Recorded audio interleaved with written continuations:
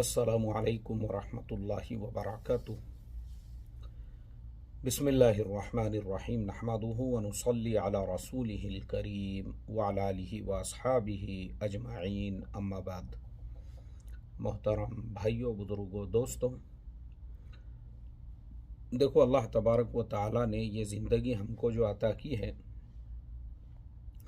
उसके हुक्म और उसके नबी पाक सल्लल्लाहु अलैहि वसल्लम की सुन्नतों पर ज़िंदगी गुजारने के लिए।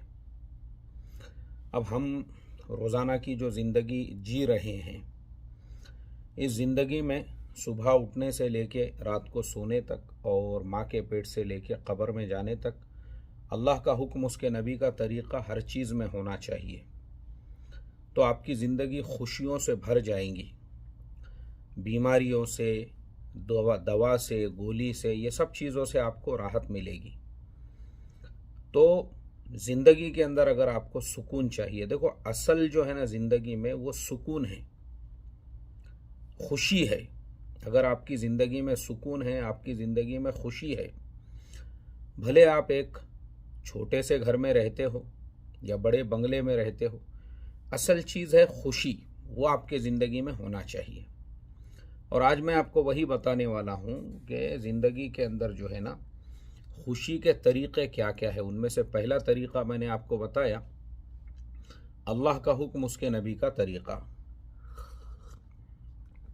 अल्हम्दुलिल्लाह, हर चीज़ के अंदर कारोबार आप अल्लाह के हुक्म, उसके नबी के तरीक़े के हिसाब से साफ़ सुथरा करो, ईमानदारी से करो, किसी को धोखा मत दो, बिका हुआ माल वापस ले लो, फिर देखो आपको ज़िंदगी में कितनी खुशी होती है। लेन देन, किसी से कर्जा लिए वक्त पे अदा करो, आपको खुशी मिलेगी। आप वक्त पे नहीं अदा करोगे ना, आप खुद परेशान रहोगे अंदर से। लोग आपके घर पे बार बार तकाजा लेकर आएंगे, बाप भाई को गंदी गंदी गालियां देंगे, आपको खुद अच्छा नहीं लगेगा जब आप सुनोगे किसी की ज़ुबान से कि आपने किसी से कर्जा लिए थे और वो 50 लोगों को बोलते फिर रहा है, इसका बाप भी ऐसी होगा, ये ऐसा है ना, काय का दीनदार था बोले इसका बाप, और काय का दीनदार था इसका चचा, और काय के दीनदार थे इसके भाई और इसके रिश्तेदार, ये खुद भी ऐसी है, सब दिखावा है इसका दीनदारी का। ऐसा जब आप सुनोगे, ऐसा आपको तकलीफ होगी। तो खुशी कब होंगी? जब अल्लाह का हुक्म, उसके नबी का तरीक़ा मैंने जैसे बताया, वक्त पे आपने पैसे लिए, वक्त पे दो, आपको खुशी होगी। और वो जो बंदा है जिससे आपने मुआमला किए ना, दूसरी मर्तबा आप ज़्यादा पैसे मांगो उससे, तो भी वो आपको देने के लिए तैयार रहेगा। मैं आपको उसकी मेरी अपनी एक मिसाल देता हूँ। मेरे एक बड़े अजीज़ दोस्त है, एक मर्तबा उन्होंने कुछ पैसों का तकाजा किए, तो मैंने जो है ऑनलाइन उनके अकाउंट में ट्रांसफ़र कर दिया। अब उसके बाद में जो हमारी मुद्दत तय हुई थी, उन्होंने कहा कि मुफ्ती साहब, मैं आपको इस महीने के 31 तारीख तक पैसे वापस लौटा दूंगा। मैंने कहा अच्छी बात है। तो उन्होंने 26 तारीख को ही वो पैसे मेरे अकाउंट में ट्रांसफ़र कर दिए वापस, जो अकाउंट से उनको पैसे गए थे। उन्होंने कहा कि मुफ्ती साहब, मेरा काम हो गया, जो कारोबार के लिए मैंने लिया था वो सौदा मेरा पूरा हो के मुझे उसमें अच्छा खासा नफ़ा हो गया, और ये आपके पैसे आपको वापस। मैंने कहा बहुत अच्छा, जज़ाकल्लाह। अब वही हमारे दोस्त दूसरी मर्तबा, उन्होंने एक मर्तबा तकाज़ा किए और मैंने उनको फिर दूसरी मर्तबा जो है बैंक में ट्रांसफ़र किया। अब इस बात को कई महीने हो चुके हैं, वो मुझे बार बार तकाज़ा कर रहे हैं कि मैं आपके पैसे आपको वापस कर देता हूं, और मैं उनको रोक के रखा हूं। मैंने कहा कि अभी मत वापस करो, जब मुझे ज़रूरत होगी मैं खुद आपको बोलूँगा। अब आप देखिए, एक आदमी मेरे पैसे देना चाहता है और मैं उसको रोक रहा हूँ। क्यों रोक रहा हूँ? वो ईमानदार आदमी है, उसके मुआमलात में, लेन देन में अल्लाह का हुक्म, उसके नबी का तरीक़ा है। तो जब आपके मुआमलात ऐसे होंगे, फिर आपकी नौकरी है, आपका जॉब है, जैसे आप गवर्नमेंट जॉब करते हैं, प्रॉपर आप पूरे घंटे ऑफिस में बैठो। अब आप अप डाउन कर रहे हैं और ऑफिस बंद होता है शाम में 6 बजे, और आपने 3:30 बजे ही ऑफिस छोड़ दिए, साहब है, नहीं साहब चले गए बोले, तो ये आपकी हराम की कमाई है। और ये कमाई अगर आप खाओगे तो आपकी औलादे नाफरमान पैदा होंगी, फिर वो आपको वृद्धाश्रम में ले जाके छोड़ेंगी बुढ़ापे के अंदर। क्यों? हराम का खिलाया आपने अपनी औलाद को। तो हराम का खा के जब आपकी औलाद पलेगी और बढ़ेगी ना, तो उनके अंदर वैसे असरात नहीं पैदा होंगे। तो खुशी है जो है ना, आप पूरा काम करो ना, आपको खुद को खुशी होंगी ईमानदारी के साथ में। नहीं तो आप वक्त से पहले, अभी देखो ना कितने लोगों को ऐसी मौत के वाकयात हम सुनते हैं, कितने लोगों के आज तो आम हो चुके हैं, 35 साल में, 40 साल में, 45 साल के अंदर जो है हार्ट अटैक आ रहे हैं, मर रहे हैं लोग। तो लोगों को अफसोस भी नहीं होता है, लोग बोलते हैं बहुत हरामखोर ऑफिसर था, पूरा रिश्वत के ऊपर घर चलाता था। वहीं आप ईमानदारी के साथ में काम करो तो आपको भी एक रूहानी सुकून मिलेगा जिंदगी के अंदर। और उसके नबी पाक सल्लल्लाहु अलैहि वसल्लम का तरीका अपनी जिंदगियों के अंदर। अब लोग परेशान क्यों रहते हैं? इसलिए परेशान रहते हैं क्योंकि लोग अपने मामलात दीन के मुताबिक हम करना ही नहीं चाहते। जैसे शादी ब्याह से ही अगर आप शुरुआत लेंगे, अब देखो शादी ब्याह खुशी का जरिया है भाई। शादी ब्याह किस लिए होती है? आपके बेटे का निकाह हो रहा है या बेटी की शादी हो रही है, तो वो एक खुशी का फंक्शन है। लेकिन बाज़ औक़ात क्या होता है, अभी मैं थोड़े दिनों पहले मेरे साथ एक वाक़या पेश आया, वो भी बताता हूँ आपको। मुझे एक जगह दावत थी,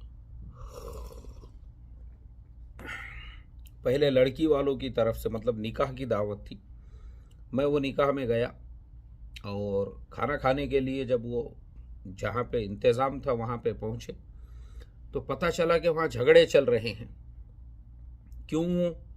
कुछ मेहमान नाराज़ हो गए, लड़के वालों की तरफ से हमको बोटियाँ नरम नरम नहीं दिए, गरम बिरयानी नहीं दिए, हमको ऐसा नहीं दिए, हमको ये खाने में नहीं दिए, हमको वो खाने में नहीं दिए। मैं बोला यार, अब वो जो है दूल्हे के वालिद एक तरफ मुंह लटका के खड़े हुए हैं, दूसरी तरफ दुल्हन के वालिद और उसके रिश्तेदार। अरे ये खुशी का फंक्शन है, औरतों में अलग से जो है झगड़े चालू है, वहाँ पे औरतों में चिल्ला पुकार चल रही है, इनका इंतज़ाम बराबर नहीं है, उनका इंतज़ाम बराबर नहीं है। अब दूसरे दिन वलीमा था उसी शादी का, मैं वलीमे में गया तो पता चला कि दूसरे दिन भी अब वलीमे में भी झगड़े हुए। अब लड़की वालों ने बोले कि कल इन्होंने अपने प्रोग्राम के अंदर जो है फितने डाले थे, तो आज अपन इनके प्रोग्राम में, यानी इन्होंने हमारे खाने में आयब नक्स निकाले थे, तो अब हम जो है इनके अंदर कुछ तो भी निकालते हैं। फिर वहाँ पे वो कुछ हुज्जत हो गई। अब वो प्रॉब्लम देखो क्या है, ये सब प्रॉब्लम क्यों है? क्योंकि तुम्हारी ज़िंदगी में उसके नबी का तरीक़ा नहीं है। नबी का तरीक़ा क्या है? शादी शादी करो ना भाई, अरे शादी शादी करो। अब देखो मैं आपके सामने बैठा हूँ, आपने मेरे कई वीडियोस में सुने होंगे, मैं बोलता हूँ कि मैं 1.5 करोड़ रुपये में ट्रेड लेता हूँ। पहले मैं 1 करोड़ में लेता था, 4 ट्रेड 4 करोड़ के। अब वही मेरा प्रॉफिट बढ़ बढ़ के 1.5 करोड़ हो गया। अब मैं 6 करोड़ में रोज़ाना ट्रेड लेता हूँ। सुबह एक ट्रेड हो गया मेरा, एक साइकिल पूरा, फिर दोपहर में एक साइकिल, और कभी उससे ज़्यादा भी होते हैं। अब आप सोचो, मेरा एक साइकिल जब पूरा होता है ना, तो 14,000 रुपये मेरा टैक्स कटता है। तो रोज़ाना खाली 30,000 रुपये मेरा गवर्नमेंट को टैक्स जाता है। अब जब 30,000 टैक्स जा रहा है तो मेरा प्रॉफिट कितना होता होगा वो आप अंदाज़ा लगाइए, ठीक है। लेकिन उसके बावजूद मेरे बड़े फर्जन का निकाह हुआ पुणे में ही। लड़की वालों को मैंने साफ तौर पे कहा, मैं कहा भाई हमारे कोई मेहमान नहीं रहेंगे, कोई से नहीं रहेंगे। वो दूल्हे मियाँ, मैं और हमारे एक अजीज़ दोस्त है ज़िया भाई, मैं अक्सर नाम लेता हूँ, आप लोगों ने सुने होंगे, पुणे में ही रहते हैं, मेरे बड़े अजीज़ दोस्त है और हम दोनों एक ही शहर से ताल्लुक़ भी रखते हैं। मैंने कहा हमारे ज़िया भाई वो बतौर गवाह हमारे निकाह के अंदर शरीक रहेंगे, बस एक आदमी, वो भी गवाह के लिए, उसके अलावा कोई नहीं। मैंने मेरे सारे रिश्तेदारों को, गांव में जितने भी रिश्तेदार थे, मैंने कहा भाई निकाह हम एकदम सादगी से कर रहे हैं और बहुत सादगी के साथ में हमने निकाह किए। अब दूसरे फर्जन का निकाह होने वाला है, अभी नवंबर के अंदर उनका निकाह है। वो लड़की वालों को भी मैंने यही कहा, मैंने कहा मैं दावत ही नहीं देता हूँ किसी को, मैं वो टेंशन पालता ही नहीं हूँ, मेरे को आता ही नहीं है वो लीजिए लीजिए गरम गरम लीजिए लीजिए। अरे जनाब के प्लेट के अंदर डालो, ज़रा डलिया कम दिख रहे, बोटियाँ कम दिख रहे, खिलाओ इनको। ये मुझे नहीं आता, मैं बोला ये इसको खिलाओ, उसके प्लेट में गरम डालो, उसके प्लेट में ठंडा डालो, उसके प्लेट में जो है नलिया डालो, उसके प्लेट में बोटियाँ डालो। मुझे ये आता ही नहीं है। सादगी से निकाह करो। निकाह अल्लाह के नबी ने क्या फरमाया कि सबसे बरकत वाला निकाह वो है खर्च जिसमें कम से कम हो। अपने को खर्चा करना ही नहीं है। हम कितना भी कमाते हो, डेली गवर्नमेंट को 30,000 टैक्स दे रहे, कोई मसला नहीं है उसमें, वो देंगे हम। और हमारा दिल बोला तो हमारी गवर्नमेंट को 10,000 ज़्यादा देंगे, हमारी गवर्नमेंट है वो। लेकिन खिलाएंगे काहे को फुकट में ऐसे लोगों को जो आपके शादी में आके झगड़े कर रहे। और बहुत सारे लोगों का मकसद ही ये होता है, जिनको आप दावतें देते हैं, आपको क्या लगता है सारे लोग आपके खुशी में खुश होने के लिए आते हैं? नहीं, बहुत सारे लोग फितना करने के लिए आते हैं। उनका मकसद ही होता है कि वो ऐब निकाले, नक्स निकाले, रिश्तेदारों में आपकी बुराइयां बयान करें। तो इसके लिए वो लपड़ों में, वो लोचों में, वो उसमें चक्करों में पड़ने का ही नहीं। तुम गैर सुन्नत तरीके से, और ये सिर्फ हमारे इंडिया, पाकिस्तान, बांग्लादेश जैसे गरीब मुल्कों में जहाँ खाने को जवारी बाजरी नहीं, दाल चावल के वांदे चालू है, अम्मा सुबह से थैली लेके खड़े भी है अदरक और कांदे बटाटे लाने के वास्ते, वैसे मुल्कों में ही आपको मिलेगा 1000 लोगों को दावत, 1200 लोगों को दावत, 1500 लोगों को दावत। हमारे ऐसे गरीब मुल्कों में, मलेशिया में मैंने देखा मस्जिद के अंदर दूल्हा दुल्हन दोनों आमने सामने बैठते हैं। वहाँ पे निकाह ऐसे होता है, मस्जिद में निकाह होता है जैसे अपने यहाँ दूल्हा बैठता, वहाँ दुल्हन भी मस्जिद में ही आके बैठती है। कितने मेहमान हैं? 25-30 लोग। अच्छा, वो लोग खर्चा काहे पे करते? बाकी चीज़ों पे। बेहतरीन घर बनाएंगे आपको, हर घर के सामने वहाँ पे कार नज़र आएगी। कार, भाई दुल्हन है, उसको बेहतरीन कार में हम सफ़र कराएंगे। हमारे दुल्हन हमारे घर को आ रही है, उसको अच्छे घर में हम रखेंगे। वो पूरा पैसा घर बनाने में, कार खरीदने में और अपनी ज़िंदगी को बेहतर बनाने में खर्च करते हैं, तो उनको खुशी मिलती है। तो वो सुन्नत पे अमल किए, खुशी कैसे आई? वही पैसा जो है उन्होंने घर पे लगाए, वही पैसा जो है उन्होंने कार पे लगाए। अब बेहतरीन लाइफ जी रहे हैं दूल्हा दुल्हन। घर के अपने जो ख़ानदान के 25-30 लोग थे उनको खाना खिलाए, ख़त्म मसला। अब हमारे यहाँ पे खाने को जवारी बाजरी नहीं, किराए की गाड़ी है या किराए का अपना रिक्शा है, या अपन खुद किराए के घर में रहते हैं, अपने खुद के जो है परेशानी के हालात है, उसके बावजूद हमारे अपने मुल्क में अगर आप देखोगे बहुत सारे लोग आपको ऐसे मिलेंगे, उनको फिर भी 1500 लोगों को दावत देने का है। अरे काय को दे रहे भाई? वही पैसों में आप जो है एक आधी अच्छी गाड़ी खरीदो, वही पैसों के अंदर आप जो है अच्छा घर खरीदो। मैंने शिरकत किया हूँ शादियों और वलीमों के अंदर।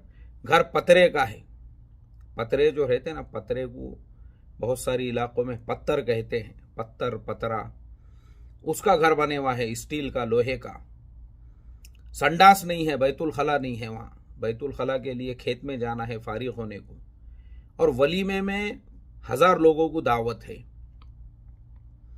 पता चला वलीमे का खर्चा 5 लाख रुपये है। मैंने सर पे हाथ लगा के लिया, अरे अल्लाह, 5 लाख रुपये में ये पतरे का घर आरसीसी का बनता था रे। उसके अंदर दुल्हन के लिए संडास बनता था एक, उसके अंदर बेहतरीन फैसिलिटीज़ होती थी, मगर दिमाग पे जो है ना ताले लगे हुए हैं। दिमाग के ऊपर पूरा ऐसा जो है ना माउफ हो गया हुआ है दिमाग। क्यों? लोगों को बताने का है हम बहुत बड़े पैसे वाले हो गए हुए हैं, करोड़पति है हम। अरे क्या ज़रूरत है? मैं बता रहा हूँ ना आपको, मैं आपके सामने बैठा हूँ, मैंने मेरा प्रॉफिट नहीं बताया, मैंने खाली ये बताया गवर्नमेंट को टैक्स कितना जाता। अभी की बात बोल रहा हूँ, मैंने अभी ऑर्डर डाला हूँ एक सेल के लिए, एक ऑर्डर डाला हूँ अभी सेल के लिए लगा के रखा और फिर मैं जो है ये वीडियो बैठा तो वहाँ जो चार्जेस आते हैं ना, एस्टिमेटेड चार्जेस उसमें बताया उसने 14,800 रहेगा बोले आपका चार्जेस, ऐसा वहाँ लिख के आ जाता। ये खाली सेल का है, फिर उसके बाद बाय करना है, फिर वापस एक सेल करना है, फिर बाय करना है। अब आप खुद अंदाज़ा लगाओ, अगर 2 साइकिल हो रहे तो वो तो 60,000 जा रहा है टैक्स। उसके बावजूद मैंने क्या कहा, अपने को दिखावे की आदत नहीं देना है दावत। क्यों? सुन्नत क्या है? आपको सुकून किस में मिल रहा है? खुशी। मुझे खुशी इसी में मिलती है कि मैं किसको दावत मत दूं। मुझे खुशी इसी में मिलती है कि वो प्रोग्राम सादगी में हो, क्योंकि वो मेरे लिए बहुत टेंशन का काम है। वो इसको फ़ोन लगाओ, उसको फ़ोन लगाओ, अपने पास कहाँ उतना टाइम है फ़ोन लगाने के लिए और दावत देने के लिए। सादगी के साथ में निकाह करो आप मस्जिद के अंदर। हाँ, खाना खिलाना है, ऐसा नहीं कि हम खाना नहीं खिलाते। खाना किसको खिलाते? अल्लाह के रास्ते में जो लोग मेहनत करने के लिए निकलते हैं। खाली इंडिया में नहीं खिलाता हूँ मैं, मेरा जहाँ जहाँ सफ़र होता है, मैंने हर शहर में, हर जगह पे वहाँ के इमाम साहब से दोस्ती किया हूँ। उनको भी मैं हदिये में पैसे देता हूँ। तो हदिये में अगर आप पैसे देते हैं तो फिर इमाम साहब से आपके ताल्लुकात अच्छे हो जाते हैं, क्योंकि मैं खुद इमाम आदमी हूँ। मेरे ज़िंदगी का एक लंबा अरसा मैंने मुसल्ले के ऊपर गुजारा हूँ। तो इमाम साहब से ताल्लुकात अच्छे हो जाते हैं आपके, प्यार मोहब्बत। इमाम साहब को लगता है भाई ये हमारे माशाअल्लाह इनको उलमा की, अइम्मा की कदर है, और वो होना भी चाहिए कि जब आप इमाम लोगों को, क्योंकि उनको तनख्वाह बहुत कम रहती है, और ये खाली इंडिया का मसला नहीं है, पूरी दुनिया में यही हाल है इमामों का। हर जगह ऐसा ही मसला है उनके ज़रूरियात वगैरह का। हाँ, फ़र्क इतना है कि बाकी मुल्कों में जैसे मलेशिया वगैरह है या सिंगापुर है और दूसरे ममालिक में इमाम लोग क्या करते, वो सीधा सीधा नमाज़ पढ़ाए, उनका जुब्बा लटके हुआ रहता मस्जिद में। आए वो जुब्बा पहने नमाज़ पढ़ाए, जुब्बा निकालते, उसके बाद टी शर्ट डालते वो, और वो पैंट तो रहता ही है उनका नीचे। फिर अपना कुछ गाड़ी ले लिए, कुछ कारोबार कर रहे हैं, कुछ बिजनेस कर रहे हैं, कुछ दुकान लगा रहे हैं। तो उनको वहाँ पे कोई बोलने वाला भी नहीं होता है, क्योंकि वहाँ के लोगों को पता है खेत में भी काम कर रहे हैं, गोश्त की भी दुकान लगा रहे हैं। मैं एक इमाम साहब हमारे ऐसे भी है बाहर, उनका गोश्त का कारोबार है। तो इस तरह से जो है ना वो मुल्कों में, लेकिन फिर भी हमारा भी काम क्या बनता है, उसके बावजूद भी उनकी कमाई इतनी कुछ ज़्यादा नहीं होती है। तो इमाम साहब को थोड़ा सा हदिया दे दिए हर महीने, तो वो भी खुश रहते हैं। तो आपका पैसा वहाँ खर्चा होना चाहिए, और उनको जिम्मेदारी दी है। देखो, मस्जिद में आने वाली जो जमातें हैं, अगर वो जमात को दावत है तो अच्छी बात है, नहीं है हमारी तरफ से, जब तक भी जमात रहेगी हमारी तरफ से जो है, और वहाँ का की तरतीब पता है, एक वक्त खाने को कितना खर्चा लगता है। तो ऐसे लोगों को खाना खिलाओ, क्योंकि वो बेचारे अल्लाह के दीन की मेहनत के लिए निकले हुए वो लोग हैं जो अपने घर से, अपने कारोबार से, अपने बिजनेस से, अपने फैमिली से हज़ारों किलोमीटर दूर है। अब अगर वो, क्योंकि ये मेरा भी तजुर्बा है, मैंने जंगलों में, अंडोमान के जंगलों में 40 दिन लगाया। तो अगर आपका टाइम खाने पकाने में जाता है ना, तो उसमें फिर बाकी जो तालीम है, मुलाकातें वगैरह है, उसमें बहुत वक्त ज़ाय हो जाता फिर खाने पकाने में। तो अगर आपने किसी ने जिम्मेदारी ले लिया तो उसमें थोड़ी सहूलत ये होती है कि फिर पूरा ध्यान तालीम पे होता है, फिर पूरा ध्यान तरबियत पे होता है, फिर मुलाकातों वगैरह में होता है। ये मेरी तरतीब है। बाहर मुल्कों में भी मैं, वहाँ पे मैंने जिम्मेदारी लिया, यहाँ पे भी कई मस्जिदों के अंदर बोल के रखा हुआ हूँ मैंने, मेरे फर्जन को बोलकर रखा हूँ। खाना किसको खिलाने का है? अपने ऑफिस में जो भी मुलाकात के लिए आते हैं उनको बगैर खाना खाए के जाने मत देना।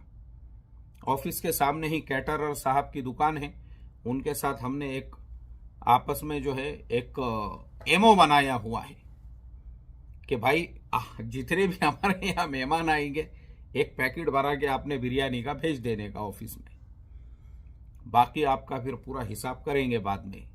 खाना ऐसे लोगों को खिलाओ, मुसाफिरों को खिलाओ, तालिब इल्म है, बहुत सारे मदारिस। अभी मेरा एक शहर में सफ़र हुआ, मैंने देखा कि वो मदरसा इतने बेहतरीन तरीके से काम कर रहा है। वहाँ 5 साल का निसाब है, दूर दूर से बच्चे आए हुए हैं, लेकिन वो पतरे में हैं। मैंने उनको कुछ बोला नहीं, उन्होंने मुझे एक ज़मीन बताई उनकी कि वहाँ ज़मीन भी ख़रीदे और वहाँ भी कंस्ट्रक्शन करेंगे। मैंने उनको कुछ बोला नहीं, लेकिन मेरे दिल में नीयत किया। मैं बोला जब भी ये तामीरी काम शुरू करेंगे ना, इंशाल्लाह इनके तामीरी काम के अंदर अपन अच्छा खासा जो है इनकी मदद करेंगे। पैसा वहाँ खर्च करने का होता है क्योंकि वो सही काम कर रहे हैं, आप मुतमईन हैं उनके का तालीम के मेहनत के ऊपर, तो मदरसे के तलबा हैं उन पे आपका पैसा। ऐसे ही मैंने बताया हूँ कि बहुत सारे मेरे अपने जान पहचान में रिश्तेदारों में लोग हैं जिनको मैं हर महीने 1000 रुपये पेंशन देता हूँ, 20 से ज़्यादा है वो। खर्चा ऐसी जगह पे करो आपको खुशी मिले, ऐसी जगह पे। अब ये जो है शादियों में खर्चा कर रहे हजार लोग, तो अब यहाँ प्रॉब्लम क्या होता है, बहुत सारे लोग आते ही है फितने फसाद और वहाँ पे जो है हालात ख़राब करने के लिए। तो गलत है वो तरीका। खुशी जो है ना आपको सुन्नतों में मिलेंगी। सुन्नत है सादगी, सादगी पे अमल करो तो आपको खुशी मिलेगी। फिर बाकी और ज़िंदगी के मसले मसाइल है, तो इसके लिए देखो ज़िंदगी में अल्लाह का हुक्म, उसके नबी का तरीक़ा हर अमल में लेकर आओ तो आपको खुशी मिलेगी, सुकून मिलेगा, आराम मिलेगा, राहत मिलेंगी।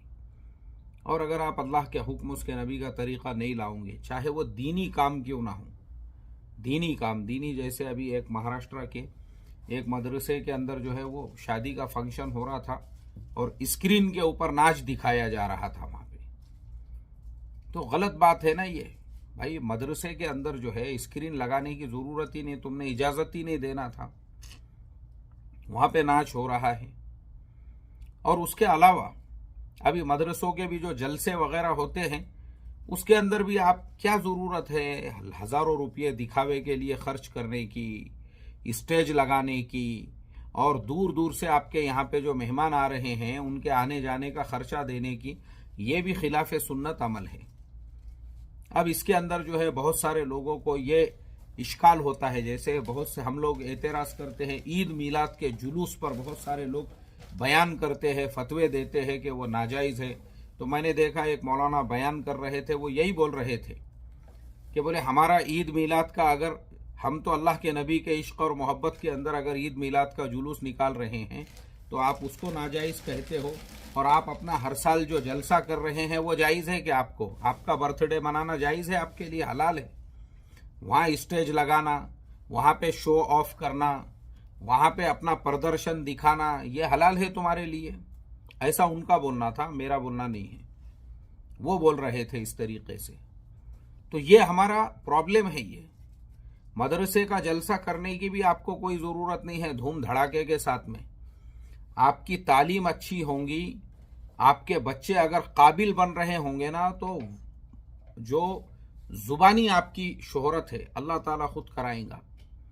लोग आएंगे भी, आपकी मदद भी करेंगे। अभी जैसे मैंने वो एक मदरसे की मिसाल दिया कि मैंने खुद इरादा किया हूँ, मैं उनके तामीरी काम में अच्छा खासा उनका ताउन करूँगा।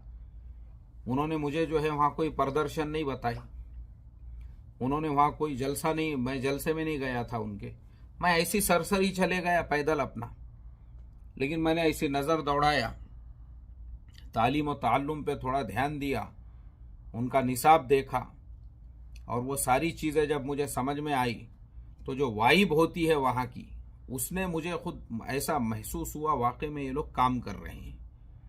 आप काम करोगे, आपका काम खुद लोगों को अट्रैक्ट करेगा। आपको जलसा करने की ज़रूरत नहीं है, आपको धियाना करने की ज़रूरत नहीं है, आपको जो है प्रदर्शन दिखाने की ज़रूरत नहीं है। तो इसके लिए आपको खुशी मिलेगी। वही पैसा बचाओ और उस्तादों की तनख्वाह बढ़ाओ तो दुआ लगेंगे आपको। उस्तादों को अच्छा, हाँ ख़ास बात यह है कि उस्ताद को 3-3 महीने से ना रजब की तनख्वाह मिली है, ना बेचारे को शाबान की तनख्वाह मिली है, ना रमज़ान की तनख्वाह मिली है। क्यों बोले, रमज़ान में वसूली करके पिछले 3 महीने के भी ले लो। और आप फिर पैसा कहाँ खर्चा कर रहे हैं? पैसा तो अब जलसे में खर्चा होगा ना। बोले जलसे के लिए पैसे जमा करके रखे। उस्तादों को तनख्वाह नहीं 3-3 महीने से, 4-4 महीने से, लेकिन अपना प्रदर्शन दिखाना ज़रूरी है। अल्लाह हिफाजत फरमाए। तो इसके लिए देखो परेशान रहते हैं लोग। मैं खुद एक ऐसे मोहतमिम को जानता हूँ, खुदकुशी कर लिया उसने। क्यों? प्रदर्शन दिखाने का था, दूसरों को बताने का था हमारे पास भी इमारतों की, बिल्डिंगों की कोई कमी नहीं है, हम भी आली शान धूम धड़ाके से जलसा कर सकते हैं। कर्जे लेके जलसे किए, उसके बाद में जो है हालात आए, कर्जे वाले मुसल्लत हुए और जनाब ने अपने हाथों से अपनी जान ले ली। अल्लाह हिफाजत फरमाए। अस्सलामु अलैकुम व रहमतुल्लाहि व बरकातुहू।